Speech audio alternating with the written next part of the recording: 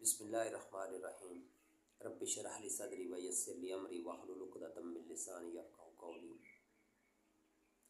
मेरे ख़ास मुख़ातिब सप्रा बरादरी, मेरे बुज़ुर्ग, मेरे भाई, मेरे दोस्त, मेरी बहनें और मेरी माएँ, मेरे बच्चे, उनको मेरी तरफ़ से अस्सलामु अलैकुम व रहमतुल्लाहि व बरकातुहू। देखें, आज जिस तरह से हमारे सप्रा बरादरी के अंदर एक इंतशार सा फैला हुआ है, मैं ये बात नहीं करना चाहता था, लेकिन किसी वजूहात की बना पर कुछ चीज़ें जो मैंने ऑब्ज़र्व की हैं, देखी हैं व्हाट्सएप ग्रुप के अंदर, फेसबुक के ऊपर, उनको देखते हुए मेरा ये इरादा बना कि क्यों ना मैं जो तहकीक की है आज से कई सालों से, वो मैं आप लोगों के साथ भी शेयर कर दूँ। तो ये वीडियो लाज़िम देखिएगा, एंड तक देखिएगा, मुकम्मल देखिएगा, इसको समझिएगा, और जो आपकी राय होगी वो आज़ादाना आप राय दे सकते हैं। क्योंकि जैसे मैं अपनी राय दे रहा हूँ, जो मेरी थिंकिंग है, जो मेरी रिसर्च है, वो मैं खुद बयान कर रहा हूँ। आपको जो नज़र आए, आपने भी वो राय, आपको हक़ है कि आप वो बोलें, कहें, कमेंट्स में बोलें, या वैसे कॉल करके बात कर लें, या फ़ेस टू फ़ेस मुलाकात कर लें। तो सबसे पहले तो मैं ये कहूँगा कि इस वीडियो को लाज़िम देखें, ख़ुद भी देखें, अपने बच्चों को भी दिखाएं, क्योंकि ये नस्ल जो सप्रा है, ये आपकी और मेरी मुश्तरका है। ये बरादरी आपकी मेरी मुश्तरका है। इसके बारे में ये डिटेल की जो वीडियो बना रहा हूँ, ये लाज़िम सुनिएगा। सबसे पहले तो मैं अपना तारफ़ कराता हूँ। मेरा नाम डॉक्टर इम्तियाज़ अहमद सिप्रा है। मैं 2000 में जब सिप्रा लफ्ज़ लिखना शुरू किया, तो बहुत से लोगों ने मज़ाक़न, तनकीदन, यानी कि उन्होंने मुझे इस तरह से बताया कि आपकी बरादरी के कुछ लोग फ़लाँ गाँव के अंदर भी हैं। तो मैं थोड़ा सा और आगे चलता हूँ कि मेरा तारफ़ इतना था। इसके अलावा मैं जट कबीले से हूँ, जिसको आप लोग जट कहते हैं, ज़मींदारा काश्तकारी वाले। तो मैं अपनी 7, 10, 12 पुश्तों को जानता हूँ जो ज़मींदारा काम से वाबस्ता थे और आज तक भी हैं। यानी कि जिनको मैं जानता हूँ 8-10 नस्लों से, वो ज़मींदार थे, हैं, और आगे भी उन्होंने कई एकड़ ज़मीन रकबे के मालिक हैं वो लोग।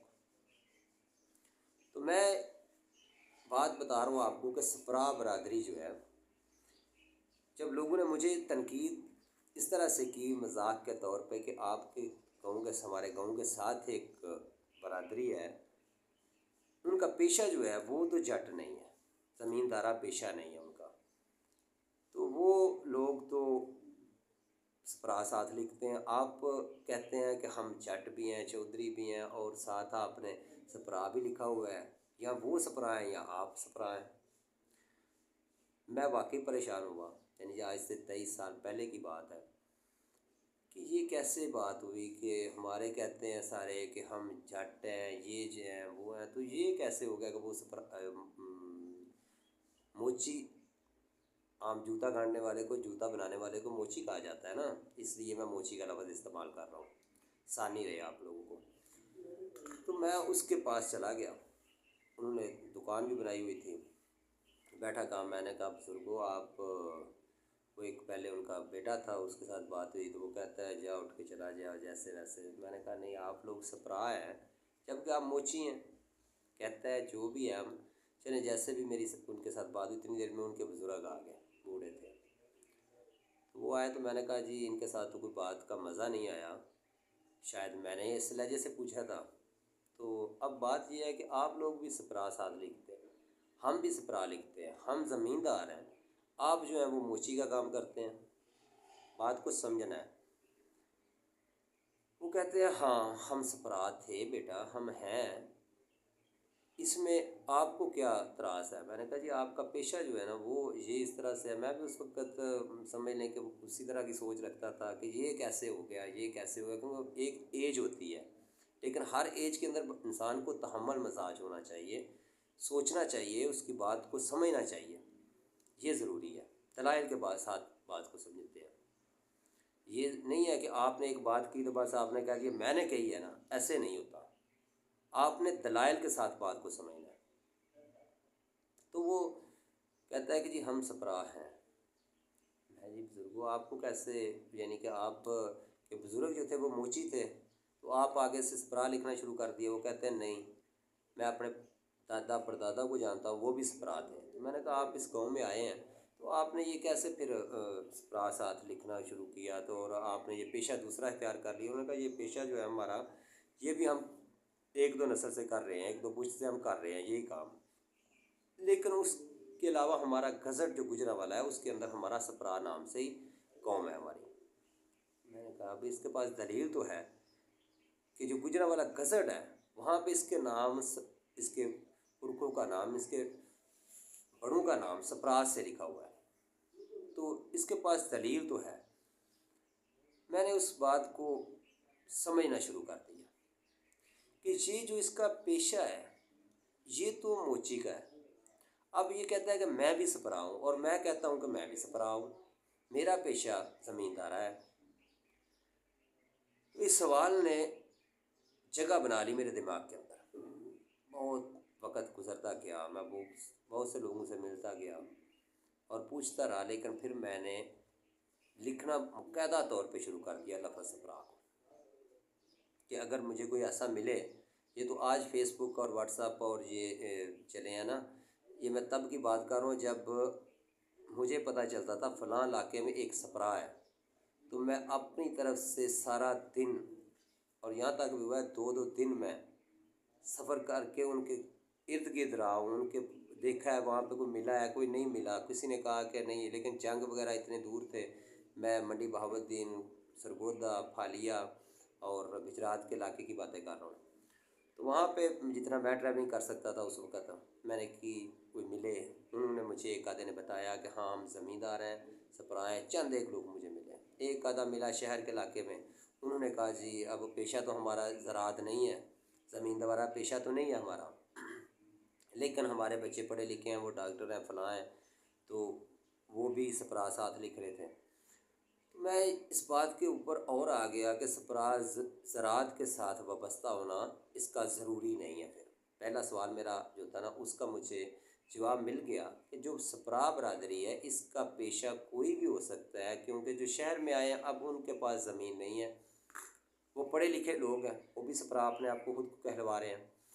तो इसका मतलब ये सपरा जो हैं, एक हमारे पास जो कौमें है वो है चीमा, चट्ठा, इस तरह से उनके कहीं की गाँव है, कहीं की मतलब है कि वो इलाकों के अंदर फैले हुए हैं, उनके पास ज़मींदार है, वो जट है। हमारा जो था ना इस इलाके में 1 2 4 कोई बंदा मिल जाए तो बड़ी बात थी। तो बात ये है कि वक़्त चलता गया और ये सवाल वहीं पे ठहरा रहा कि हम कौन हैं, हमारा जद्द अमजद कौन था। ये आप लोगों के पास भी सवाल है, आप भी अपने आप से पूछते होंगे, अपने बड़ों से भी पूछते होंगे, लेकिन मैंने इसका जवाब बड़ों से भी लिया, लेकिन फिर आगे चलता रहा। मुझे यहाँ तक पता चला कि सपरा बरादरी जो है ये इनको लक़ब एक मिला था, किसी जंग के मैदान था वहाँ पे इनको सपरा का लफ्ज़ मिला कि ये सपरा है, और सिपा सलार है, वहाँ से इस लफ्ज़ का माखज़ है, ये जंगजू है। अब एक बात मुझे जो थी वो समझ में आ गई कि ये कौम जंगजू थी, यानी कि इनका जो बड़ा था जिसका नाम सपरा था वो कोई जंगजू था। अब इसके हवाला जात मैंने किताबों से देखने शुरू किए तो कोई ख़ास सिक्का बात नहीं मिली। सिक्का से वो होती है कि जो मजबूत तरीन बात हो कि ये फ़लाँ जगह पे फ़लाँ सन में फ़लाँ टाइम पे फ़लाँ की हुकूमत के अंदर फ़लाँ जंगें इन्होंने लड़ी, फ़लाँ काम किया, तो इसका कोई सिक्का सबूत ना मिला। फ़लाँ एक दब था मैदान, उस मैदान के अंदर, यानी कि वो चीज़ दलील के साथ नहीं होती।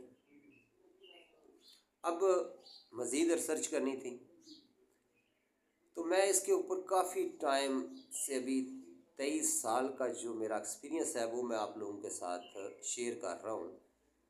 और इसको बड़े तवज्जो से सुने, समझें, और इंशाल्लाह आपको आज इन्हीं वीडियो के अंदर बता दूंगा कि आपका जद्द अमजद असल में है कौन।